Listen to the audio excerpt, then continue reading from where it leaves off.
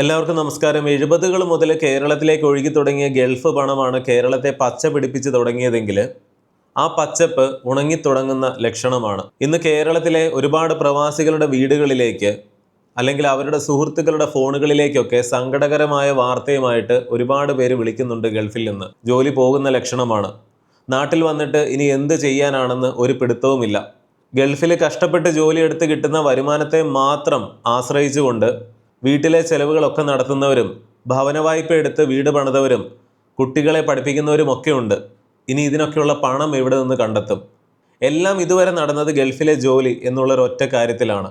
അത് പോകുമെന്നുള്ളൊരവസ്ഥ വന്നാൽ ഒരു പ്രവാസിയുടെ അവസ്ഥ എന്താണ്? ഗൾഫ് രാജ്യങ്ങളിലെ സ്വദേശിവൽക്കരണം കാര്യമായിട്ട് മുന്നോട്ട് പോകുമ്പോൾ വരുന്ന ഏതാനും വർഷങ്ങൾ കൊണ്ട് 7 ലക്ഷം മലയാളികൾ വരെ ഗൾഫിലെ ജോലി നഷ്ടപ്പെട്ട് നാട്ടിലേക്ക് തിരിച്ചു വരേണ്ടി വരും എന്നാണ് കണക്കാക്കപ്പെടുന്നത്.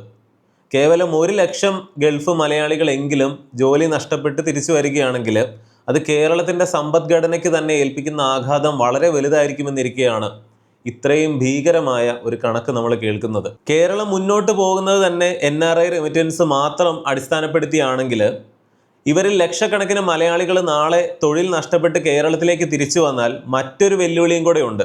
സാധാരണ ജോലികൾ ചെയ്ത് കേരളത്തിൽ ജീവിക്കാമെന്ന് തീരുമാനിക്കുന്ന മലയാളിക്ക് പോലും വെല്ലുവിളിയായിട്ട് എത്ര ലക്ഷം മലയാളികളാണോ ഗൾഫ് നാടുകളിൽ പ്രവാസികളായി നിൽക്കുന്നത് അതിലധികം 50 ലക്ഷത്തിലധികം അന്യ സംസ്ഥാന തൊഴിലാളികളാണ് ഇന്ന് കേരളത്തിൽ പണിയെടുത്തുകൊണ്ടിരിക്കുന്നത്. ഗൾഫിൽ നിന്നും മറ്റ് പല രാജ്യങ്ങളിലും മലയാളി പണിക്ക് പോയിട്ട് പണം ഇങ്ങോട്ട് കൊണ്ടുവരുന്നു. ആ പണത്തിൻ്റെ നല്ലൊരു ഭാഗവും അന്യ സംസ്ഥാന തൊഴിലാളികൾ കൊണ്ടുപോകുന്നു. UAE, സൗദി അറേബ്യ പോലെയുള്ള രാജ്യങ്ങളൊക്കെ അവിടെയുള്ളവർക്ക് ഇനി ജോലി കിട്ടട്ടെ, മറ്റുള്ളവരെയൊക്കെ പറഞ്ഞു വിടണം എന്നുള്ള തീരുമാനത്തിന്റെ ബാക്കിയായിട്ടാണ് ഇതൊക്കെ നടക്കുന്നത്. നാളെ നമ്മുടെ കേരളത്തിലും ആദ്യം മലയാളികൾക്ക് ജോലി കിട്ടട്ടെ, അതുകൊണ്ട് അന്യ സംസ്ഥാന തൊഴിലാളികളെയൊക്കെ പറഞ്ഞു വിടേണ്ട ഒരു സാഹചര്യം പോലും വന്നേക്കാം എന്നുള്ളതാണ്. ആക്ഷേപാർത്ഥത്തിൽ മാത്രമാണ് മലയാളിക്ക് ഇവിടെ പണി കിട്ടിക്കൊണ്ടിരിക്കുന്നത് ഓരോ ദിവസവും. ഗൾഫിലെ സ്വദേശിവൽക്കരണം ഇങ്ങനെ മലയാളികളെ അലട്ടാൻ തുടങ്ങിയിട്ട് വർഷങ്ങൾ കുറേയായി. പക്ഷെ പ്രവാസികളുടെ കുടുംബത്തിന്റെ സാമ്പത്തിക സുരക്ഷയെ ബാധിക്കുന്ന ഒരു കാര്യം ഇന്നും പല പ്രവാസികളുടെ കണ്ണിൽ പെട്ടിട്ടില്ല. അല്ലെങ്കിൽ അവർ അതിനെ അവഗണിക്കുന്നു എന്ന് പറയാം. മറ്റൊന്നുമല്ല, ചിലപ്പോൾ ആ പ്രവാസിയുടെ ഒരാളുടെ വരുമാനം കൊണ്ട് മാത്രമായിരിക്കും ഒരു കുടുംബത്തിലെ എല്ലാ കാര്യങ്ങളും നടന്നു പോകുന്നത്. വീട്ടു ചെലവുകളും കുട്ടികളുടെ പഠനവും അങ്ങനെയെല്ലാം. ആ പ്രവാസിക്ക് എന്തെങ്കിലും സംഭവിച്ചാൽ, കാരണം മരണം പോലെയുള്ള അത്യാഹിതങ്ങളൊക്കെ ആർക്കും എപ്പോൾ വേണമെങ്കിലും സംഭവിക്കാം. ഇതൊന്നും നമ്മുടെ ആരുടെയും കയ്യിലല്ല. പക്ഷെ നിങ്ങളുടെ മരണത്തിന് ശേഷവും നിങ്ങൾ സ്നേഹിക്കുന്ന നിങ്ങളുടെ കുടുംബം നല്ല രീതിയിൽ തന്നെ ജീവിക്കണോ അതോ സാമ്പത്തികമായിട്ട് ബുദ്ധിമുട്ടണോ എന്നുള്ളത് നിങ്ങളുടെ ഇപ്പോഴത്തെ തീരുമാനത്തെ ആശ്രയിച്ചിരിക്കും. അതുകൊണ്ട് ഒരു സുരക്ഷ എന്നുള്ള നിലയിൽ ഞാൻ എപ്പോഴും നിങ്ങളോട് പറയുന്നതാണ്, എല്ലാ പ്രവാസികളും നാട്ടിൽ നിന്ന് ഒരു നല്ല ടേം ഇൻഷുറൻസ് എടുത്തു വെക്കണം എന്നുള്ളത്. നാട്ടിലുള്ള പ്രമുഖ കമ്പനികളിൽ നിന്ന് തന്നെ നിങ്ങൾക്ക് ഇഷ്ടമുള്ള പ്ലാൻ തിരഞ്ഞെടുക്കാം. അതിനുള്ള ലിങ്ക് വീഡിയോയുടെ ഡിസ്ക്രിപ്ഷനിലും പിൻഡ് കമന്റിലും ഞാൻ കൊടുത്തിട്ടുണ്ട്. ഇന്ത്യൻ രൂപ 679 മുതലൊക്കെ പ്ലാനുകൾ സ്റ്റാർട്ട് ചെയ്യുന്നുണ്ട്. 2 കോടി വരെ കവറേജ് ഉള്ള പ്ലാനുകൾ എടുക്കാം. പിന്നെ ഇന്ത്യയിൽ നിന്ന് എടുക്കുമ്പോൾ വിദേശത്ത് നിന്ന് എടുക്കുന്നതിനേക്കാൾ 30% മുതൽ 50% വരെ ചിലവ് കുറവാണ്. അതുകൂടാതെ പ്രീമിയം വർഷത്തിൽ ഒന്നിച്ചടച്ചാൽ 5% വരെ ഡിസ്കൗണ്ടും ഉണ്ട്.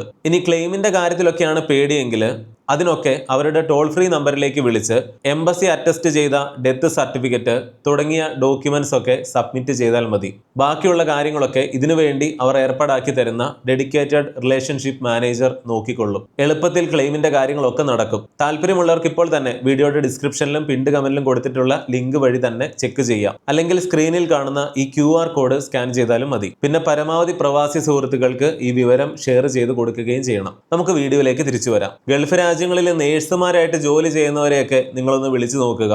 അവിടെയൊക്കെ സ്വദേശിവൽക്കരണം നടപ്പിലാക്കുന്നതിൻ്റെ ഭാഗമായിട്ട് അവിടുത്തുകാരെ തന്നെ കാര്യമായിട്ട് ഒന്നും അറിയില്ല, പക്ഷേ അവരെ നേഴ്സുമാരായിട്ട് അവിടെ വെച്ചിരിക്കുകയാണ്. അവർ കൃത്യമായിട്ട് ജോലി ചെയ്യില്ല, ചെയ്യാൻ അവർക്ക് അറിയുകയുമില്ല.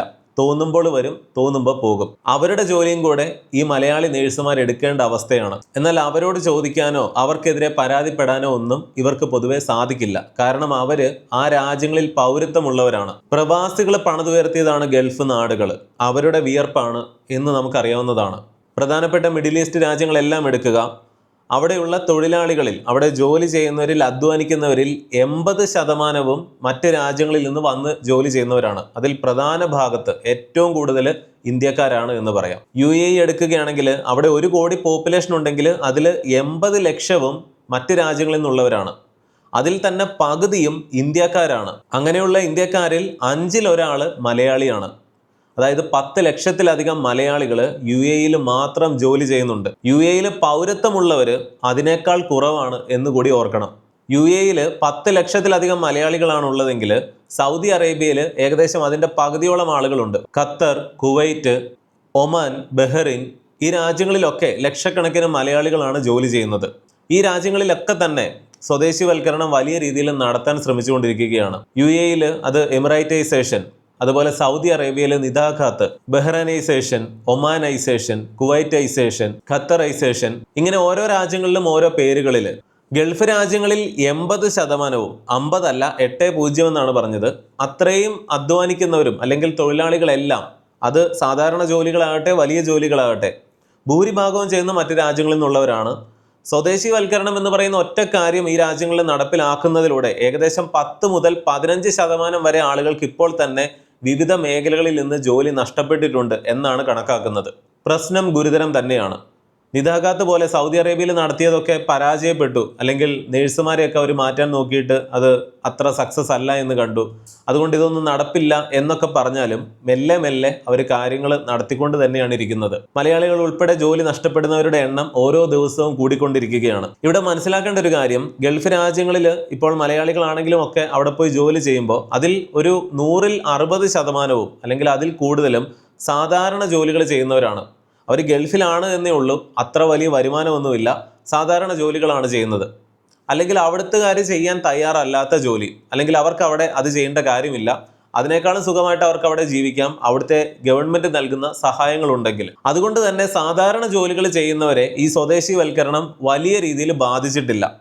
ഗൾഫിലെ ജോലി പോയി എന്ന് പറഞ്ഞ് നാട്ടിൽ വരുന്ന ആളുകളെ നോക്കിക്കഴിഞ്ഞാൽ അവരിൽ പലരും ഒരു വൈറ്റ് കോളർ ജോബ് ചെയ്യുന്നവരാണ് കൂടുതലും എന്ന് കാണാം. അതായത് ഒരു മിനിമം സാലറി എങ്കിലും ഉള്ളവർ, നഴ്സുമാരും ഒക്കെ അതിൽ വരും. കാരണം അത്യാവശ്യം സാലറി ഉള്ള ഉയർന്ന ജോലികളൊക്കെ തന്നെയാണ് അവിടുത്തെ സാധാരണക്കാരാണെങ്കിലും ചെയ്യാൻ താല്പര്യപ്പെടുകയുള്ളൂ.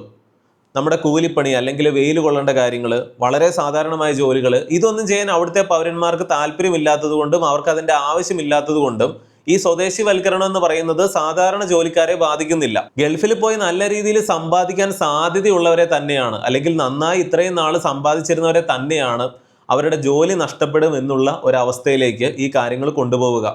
ഇത് പറയുമ്പോൾ ചിലർ വിചാരിച്ചേക്കും അപ്പോൾ സാധാരണ ജോലിക്കാർക്കൊന്നും പ്രശ്നമില്ലല്ലോ, കാരണം അവരാണല്ലോ കൂടുതലും ഗൾഫിൽ ജോലി ചെയ്യുന്നത്. എന്നാൽ ഇന്ന് നമ്മുടെ കേരളത്തിൻ്റെ സാഹചര്യങ്ങൾ നോക്കിക്കഴിഞ്ഞാൽ ഇങ്ങനെ ജോലി നഷ്ടപ്പെടാതെ പ്രശ്നമില്ലാതെ ഗൾഫിൽ നിൽക്കുന്ന ആളുകൾ ഒന്ന് മനസ്സിലാക്കേണ്ടത്, ഇന്ന് അവർ നാട്ടിൽ വന്ന് ജോലി ചെയ്താലും ഇതിൽ നിന്ന് വലിയ വ്യത്യാസമൊന്നും ഉണ്ടാകില്ല. കാരണം അത്രയും തുച്ഛമായ ശമ്പളത്തിനൊക്കെയാണ്. പലരും കേട്ടാൽ വിശ്വസിക്കില്ല, ഗൾഫിൽ ജോലി ചെയ്യുന്ന ഒരു സാധാരണ യുവാവ് 30,000 മുതൽ 40,000 മുതൽ, അല്ലെങ്കിൽ ഇതൊക്കെയാണ് അവരുടെ ആവറേജ് സാലറി എന്ന് പറയുന്നത് ഗൾഫിൽ പോയി ജോലി ചെയ്തിട്ട്. അതിനേക്കാൾ എത്രയോ മനോഹരമായിട്ട് അവർക്ക് സ്വന്തം നാട്ടിൽ വന്ന് ജോലി ചെയ്ത് ജീവിക്കാനായിട്ട് സാധിക്കും. അല്ലെങ്കിൽ കേരളത്തിൽ വന്ന് ജോലി ചെയ്യുന്ന അന്യ സംസ്ഥാന തൊഴിലാളികൾ പോലും അവരുടെ അതേ രീതിയിൽ തന്നെ അധ്വാനിക്കുന്നുണ്ട് എന്നുള്ളതാണ്. എന്നിട്ടും പലരും എന്തുകൊണ്ട് ഗൾഫിൽ തന്നെ നിൽക്കുന്നു? അവിടെയാണ് നമ്മുടെ ഒരു മനോഭാവത്തിന്റെ പ്രശ്നമുള്ളത്. കാരണം നാട്ടിലൊരു ജോലി ചെയ്താൽ, സാധാരണ ജോലി ചെയ്താൽ അവന് വിലയില്ല. അതുകൊണ്ട് അതൊക്കെ ഇവിടെ അന്യ സംസ്ഥാന തൊഴിലാളികൾ വന്ന് ചെയ്യും. നേരെ മറിച്ച് മലയാളികൾ ഗൾഫിൽ പോയി പണി ചെയ്യും. ഗൾഫിലാണ് എന്നുള്ള പേരുണ്ടാകും, എന്നാൽ കിട്ടുന്നതൊക്കെ വളരെ കുറവായിരിക്കും. ഇങ്ങനെയുള്ള ജോലികൾ ചെയ്യുന്നവരാണ് ഈ പറയുന്ന പോലെ പ്രവാസ ലോകം ഒരിക്കലും അവസാനിക്കുന്നില്ല.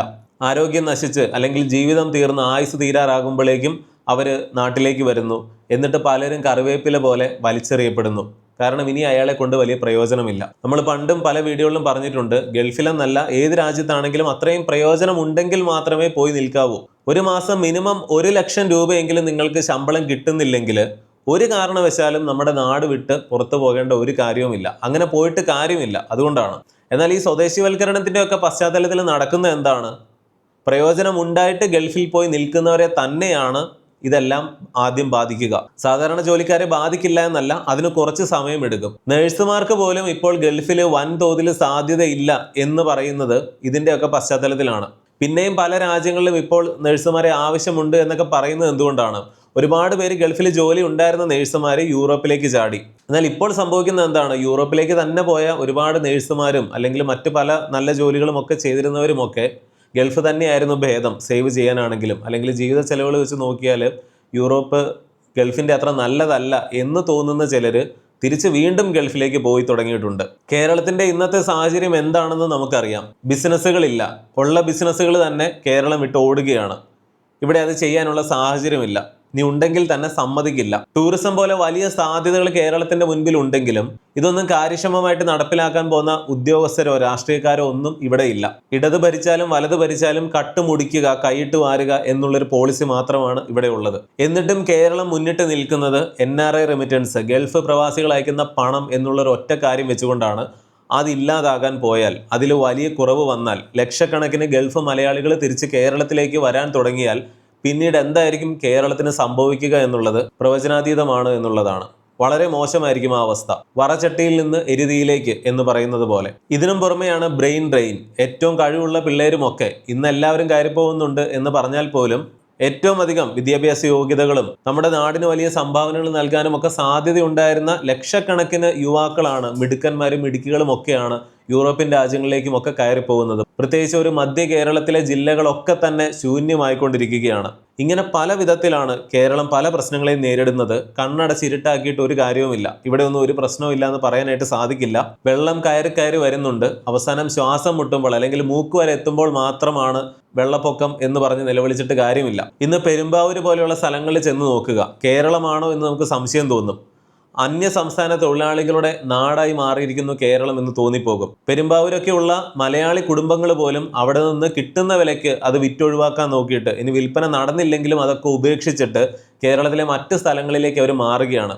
കാരണം എവിടെ നോക്കിയാലും അന്യ സംസ്ഥാന തൊഴിലാളികൾ, ഒരു സുരക്ഷയുമില്ല. ഇവരിൽ കുറെ അധികം ആളുകളൊക്കെ ഇന്ത്യക്കാർ പോലും ആയിരിക്കണമെന്നില്ല. ബംഗ്ലാദേശിൽ നിന്നുമൊക്കെ നിയമവിരുദ്ധമായിട്ട് ഇന്ത്യക്കാരാണ് എന്നുള്ള പേരിൽ ഇവിടെ വന്ന് ജോലി ചെയ്യുന്ന ഒരുപാട് ആളുകളുണ്ട്. അവരെയൊക്കെ നമ്മൾ അതിഥി തൊഴിലാളികൾ എന്ന് വിളിക്കുകയും ചെയ്യുന്നുണ്ട്. ഇവരൊക്കെ ഉയർത്തുന്ന സുരക്ഷാ ഭീഷണി കേരളത്തിൽ ചെറുതല്ല. അതുപോലെ ക്രിമിനൽ മൈൻഡുള്ള ഒരുപാട് പേര് അവർക്കിടയിലുണ്ട്. എല്ലാവരും മോശക്കാരാണ് എന്ന് പറഞ്ഞതല്ല, പക്ഷേ ഇതൊരു യാഥാർത്ഥ്യമാണ്. ഞാൻ വീഡിയോയുടെ ഇടയ്ക്ക് പ്രവാസികൾക്കായുള്ള ടേം ഇൻഷുറൻസിന്റെ കാര്യം സൂചിപ്പിച്ചിരുന്നു. പ്രവാസിക്ക് മരണം പോലെയുള്ള ഒരു അത്യാഹിതം സംഭവിച്ചാൽ പിന്നെ അവരുടെ കുടുംബത്തിന് ഭാവിയിൽ തുടർന്നും സാമ്പത്തികപരമായിട്ട് ബുദ്ധിമുട്ടുകളൊന്നും ഇല്ലാതെ തന്നെ ജീവിക്കാൻ നാട്ടിൽ നിന്നും ഒരു ടേം ഇൻഷുറൻസ് എടുത്തു വെക്കേണ്ടത് അത്യാവശ്യമാണ്. ഞാൻ ഡിസ്ക്രിപ്ഷനിലും പിൻഡ് കമന്റിലും കൊടുത്തിരിക്കുന്ന ലിങ്ക് വഴി പോയാൽ കുറഞ്ഞ ചെലവിൽ പ്രവാസികൾക്കായുള്ള ടേം ഇൻഷുറൻസ് എടുക്കാനായിട്ട് സാധിക്കും. അല്ലെങ്കിൽ സ്ക്രീനിൽ കാണുന്ന ഈ QR കോഡ് സ്കാൻ ചെയ്താലും മതി. ഇന്നത്തെ വീഡിയോയെ കുറിച്ചുള്ള നിങ്ങളുടെ എല്ലാ അഭിപ്രായങ്ങളും വിമർശനങ്ങളും നിർദ്ദേശങ്ങളും സംശയങ്ങളും ഒക്കെ തീർച്ചയായിട്ടും കമന്റിൽ അറിയിക്കണം. മറ്റൊരു വീഡിയോയിൽ വീണ്ടും വരാം. നന്ദി, നമസ്കാരം.